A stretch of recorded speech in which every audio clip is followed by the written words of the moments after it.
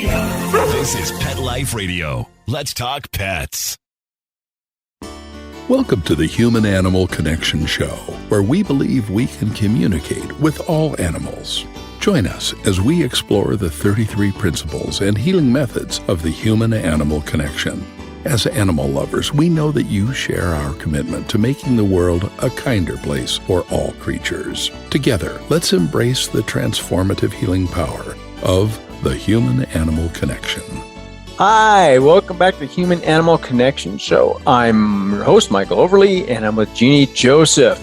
Today, we're going to talk about the power of focus. It is. It's really an important idea because this is one of the principles in the human-animal connection that we believe that what you focus on, you're going to get more of. So if you focus on things that feel good, you're going to feel more good. And if you're focusing on things that cause you stress, you're going to feel more stress. So it's just a real simple equation that we teach our teenagers in our class called Canines Teach Compassion to help them understand that they can steer their own brain. They may think they can't, but they can if they choose to. And the reason why we use this word focus is it's the same word we use when we're working with the dogs. And what I find is volunteering in the shelter, where I work, I volunteer at the shelter that has over 500 dogs there right now for adoption at the Pima Animal Care Center. And one of the things I will do is sometimes someone's adopts a dog and I'll say, well, why did you pick that one? There's 499 other ones. And it's invariably, I hear the same answer. It's, oh, the way he looked at me, I couldn't leave him there, And I realized, okay, this is what we need to teach all the dogs to do, is how to make eye contact.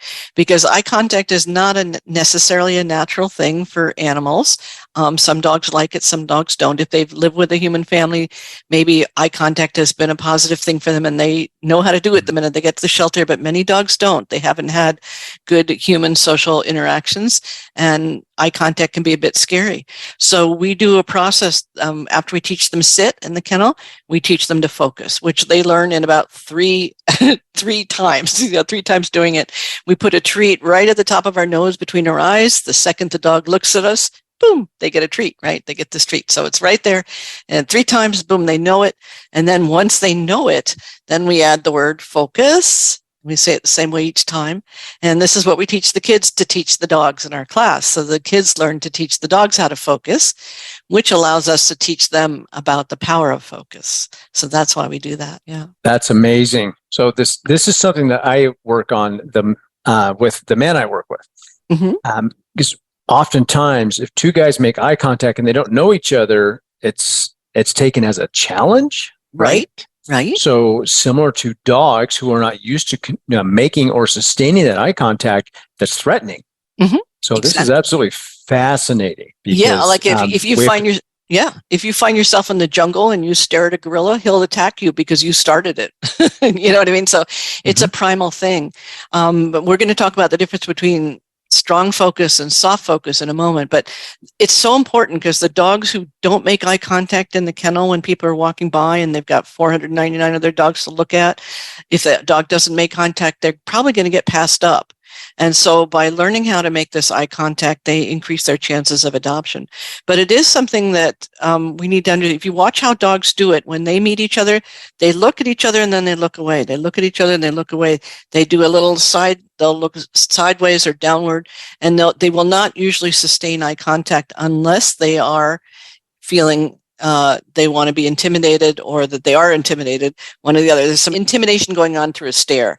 So when 2 dogs are meeting each other for the first time, the last thing you want is them to go straight at each other, staring at each other. You want to break that. So in polite dog world, they would do circular behavior. They would look and look away. They would look and look away. And if you'll see that. And that's a very, I'm okay, you're okay, look away. It's a very balanced dogs will do that very easily. Dogs that have had to fend for themselves or have other reasons to be more showing more dominance will give a hard stare. If you see that, you want to interrupt that immediately. You want to get your dog away from that. Or if your dog is doing that, you want to turn your dog's body, you turn them literally to go back 90 degrees, 180 degrees, the other direction. You don't want two hard stares to go on for more than 3 seconds, basically. Dogs will look at each other, that's fine. But if there's difference between soft eyes, which is I look at you, I look away, I look at you, I look away, that's very polite in the animal world. And in certain cultures, like Western culture, if you're interviewing for a job in Germany, you want to look your boss straight in the eye from the beginning of the interview until the end of the interview, and you never want to blink or look away. You can blink, but you don't want to look left or right or avoid. And he asks you a question, well, how'd you do at your last job? You look away. He's going to interpret that as either you're being deceptive or weak. So that Western culture very much values eye contact. You go to the Asian cultures, like I lived in Hawaii for 25 years. If I were to do that in a job interview, I would never get hired. So I knew right away, when I was in television at the time, worked for ABC, and I was meeting with this Asian gentleman who was hiring me, and I would look at him and I would look away, and I would look at him and I would look away, and I got hired. And I think it's because I knew these little tricks, but it's just polite to respect different cultural differences. So you have certain cultures that really value intense or sustained eye contact, and other cultures which are not as comfortable with that. And then, of course, individuals can vary within the cultures, but it's just important when you're meeting new people to pay attention to what is their preference for eye contact. And how do you know? Because they will do unto you what they like done unto. So if they give you sustained eye contact, give it right back, because they're going to feel that you're really connecting. You're really there for them. You're really listening. Somebody who's a strong eye contact person, you don't give them eye contact. They think you're not really interested or you don't care. You're not listening to me. I am, because if you're looking away, they don't feel like you're listening, right? So everybody's different, and each animal is different. So when I'm meeting new dogs, I'm real careful to look and look away. I'll do the look and look away. And it's just subtle. It's just a lowering of the eyes. And you could see this if you ever have the opportunity to work with wild animals. Like in my yard, I have wild rabbits. I have to be careful I can look, but I got to look away really quickly. Otherwise, they're going to run. Oh. So we can have a little glance, but then we look away. And it's just this, not even a full on head tilt, just averting of the gaze. Yeah. I like that. Yeah. So I want to go back to focus. Okay. So what's the benefit of focusing on good as opposed to like focusing on a bad behavior? Yeah. So, when we focus on, like, just even at the human level, when we think about the things that I ask kids, make a list of 5 things that when you think about them automatically make you feel good. And it could be big things or little things. Like one of the things on my list is raspberries, and when I think about raspberries, it just makes me happy. I like the color. I like the smell. I like the taste. I like the texture.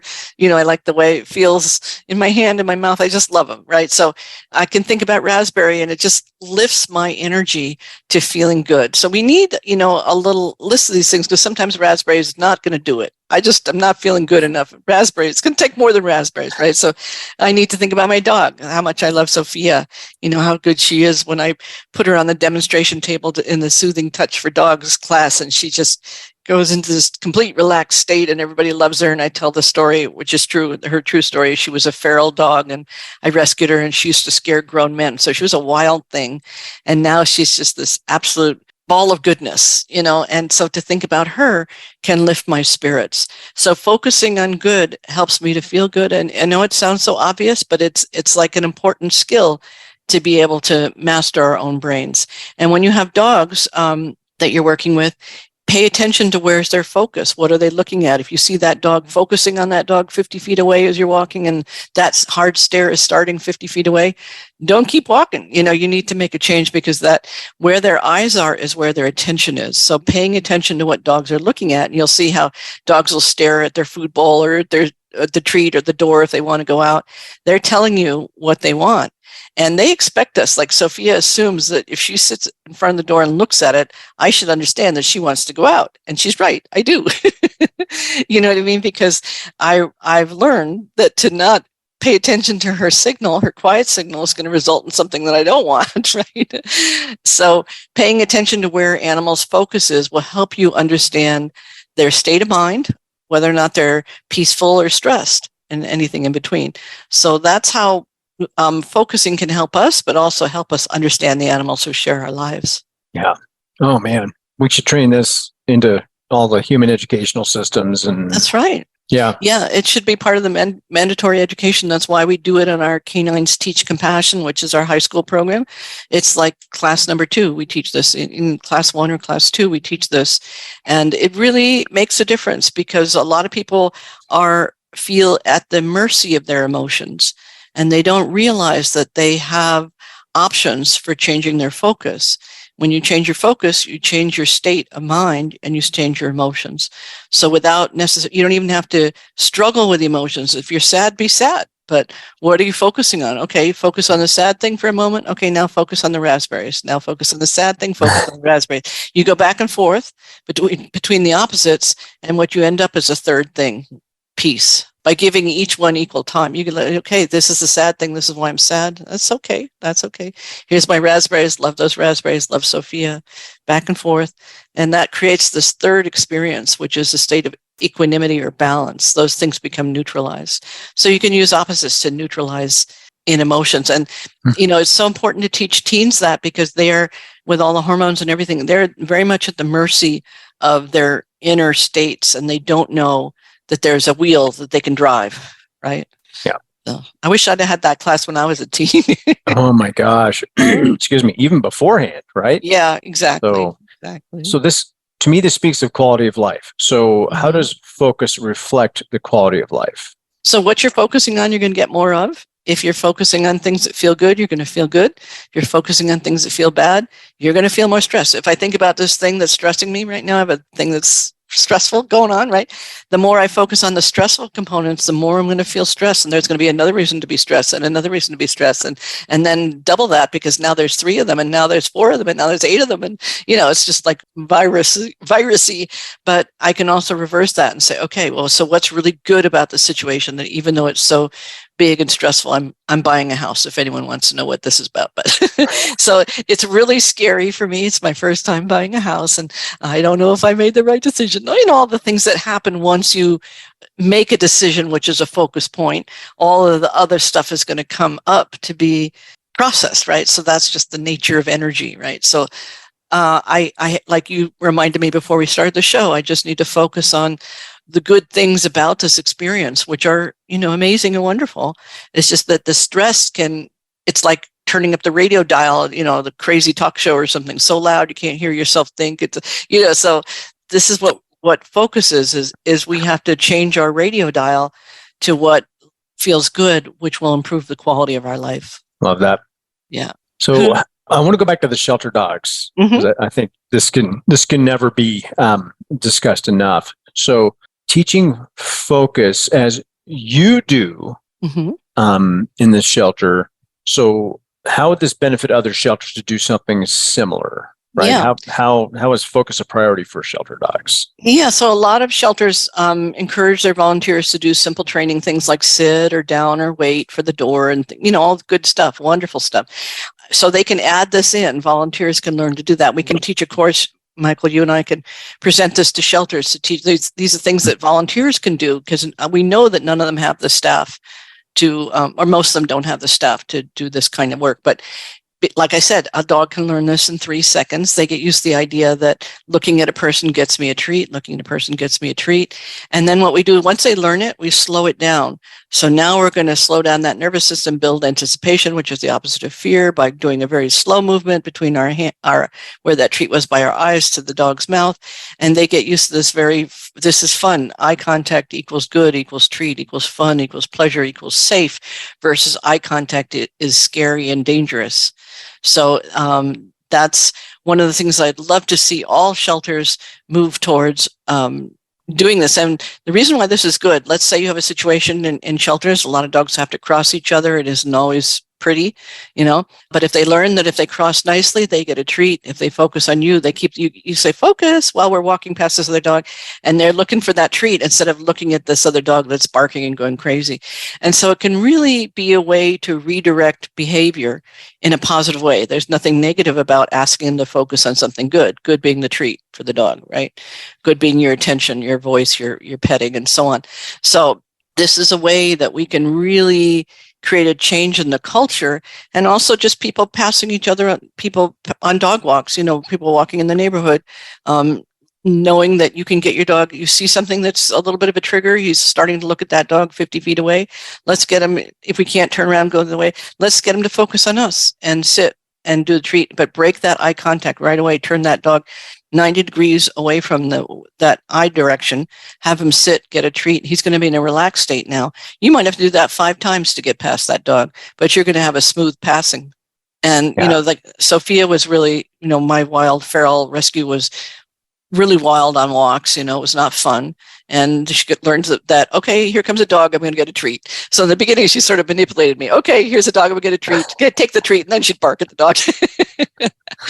But so we have to keep it moving, right? So that she doesn't get stuck and fixated. But getting them to focus on what's good, and a treat is good, is a way to shift behavior in dogs and humans.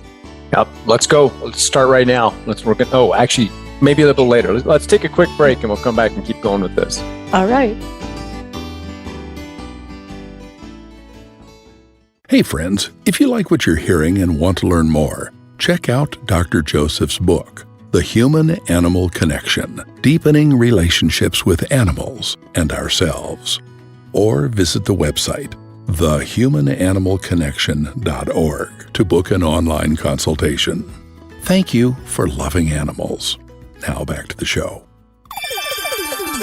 Let's Talk Pets on PetLifeRadio.com.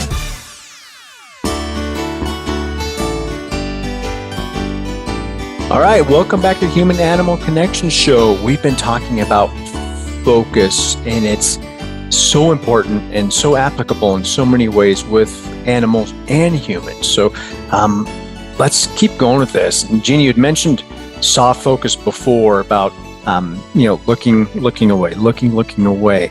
So tell me more about the dynamic between soft focus and laser focus.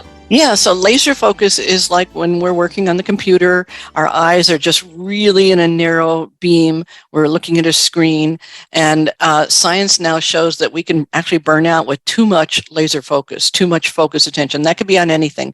It could be on anything you're doing, a work project, whatever. We have, we have a tank of laser focus, and then when it's out, it's out. Not forever, but it needs to be recharged, because we can burn out if we only have laser focus. And that's why some of these more modern workplaces bring in games or a fun room or whatever to get people into soft focus, which is not so purpose or goal directed. So hard focus is purpose and goal directed, and we certainly need to have that. I mean, people who can't do that don't do well in school, don't do well in life, they have a hard time. So we certainly want to encourage the development of hard focus, but we also equally want to encourage the development of soft focus, which is the ability to sit and do nothing, which is the ability to just be quiet, which is the ability to not have a goal and just be in the moment and see what happens. So if you're on a walk with your dog, you want to make sure that you have some laser focus to see, okay, there's another dog over here. What's that person doing? They look like they're in control or not in control, whatever it is. We get that awareness, but then we can also go into soft focus. Oh, he stopped, Sophia's stopping to sniff something. Oh, look at that flower that just bloomed. It wasn't here yesterday. That's kind of that soft focus where our eyes just go, like if you look at a candle and your eyes just kind of blur, you get into the soft focus. Dogs can feel the difference between when you have soft focus and a hard stare. And lots of times when we're so happy to see a dog, we love that dog, our eyes go soft focus immediately, and we just get into this kind of, and they can feel the difference between that and that hard focus, you've done something wrong kind of stare. So they can feel the difference.